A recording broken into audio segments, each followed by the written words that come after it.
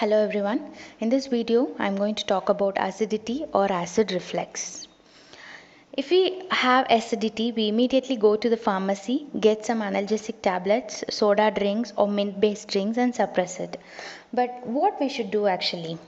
See, whenever we consume food, it enters the stomach where that produces an acid called hydrochloric acid, which breaks the food particles into simpler molecules so that it is being absorbed in the body easily.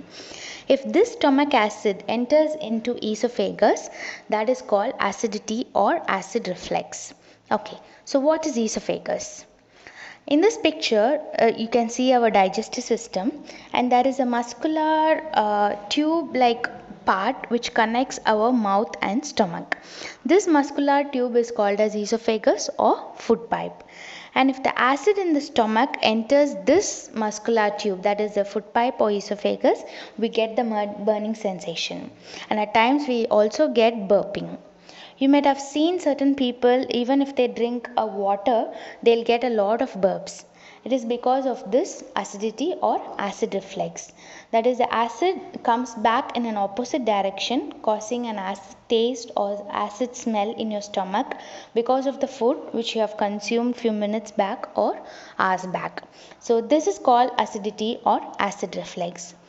Okay, so what should we do? There are certain things which you have to avoid.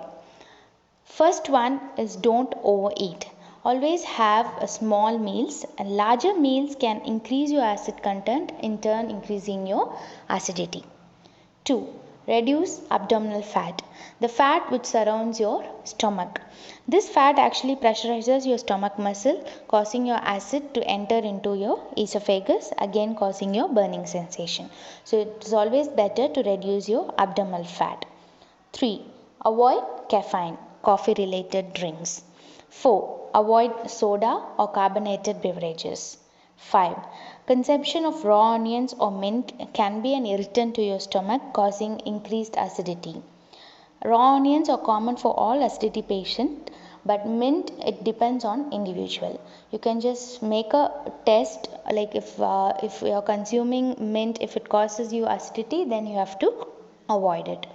And if you have a severe acidity issue, then it's advisable to go on for a low carbohydrate diet. High carbohydrate foods, if it is undigested, it can increase bacterial overgrowth in your stomach. And this bacterial overgrowth can in turn cause a gas kind of symptom in your stomach, which increases the acidity, and again it might result in increased heartburns. So ulcer patients or acidity patients, it is always better you go on for a low carbohydrate diet. And foods you should avoid are capsicum, green chilies, fried foods, tomato and tomato based sauces, citrus fruits like lemon, oranges or mosambi, and even garlic and onions. There are certain sleep routine patterns which can be followed by acidity patients. 1. Leave a gap of 2 to 3 hours between your dinner and your bedtime. 2. Consume chewing gum. There is a recommendation of 2 to 3 chewing gums per day. These chewing gums can increase saliva, and the saliva, when it enters the esophagus, cleanses the acid secretion in the esophagus and reduces the burning. So the recommended time of chewing gum is 5 to 15 minutes in your mouth and not more than that. 3. Always have or limit your right side sleeping.